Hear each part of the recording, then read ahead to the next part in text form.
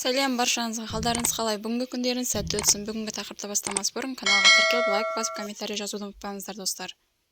Бұл ақпаратты айтыскер Айхын Айнұр Тұрсынбаева әлеуметтік желіде тікелей эфирде жария етті.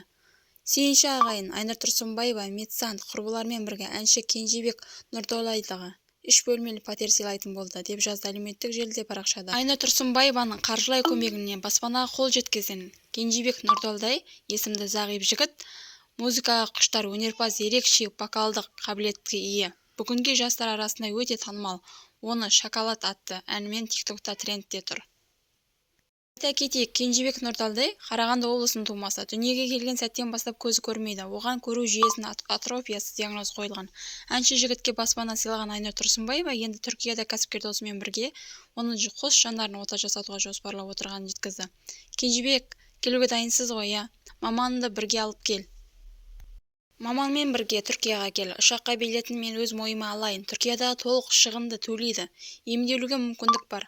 Операция жасайды десе, бәрін Сетжан мырза өз мойнына алып жатыр, деді Айнұр Тұрсынбаева Instagram парақшасында. Соңына дейін тыңдағандарыңызға көп рахмет. Лайк басып, комментарий жазып, каналға тіркелуді ұмытпаңыздар.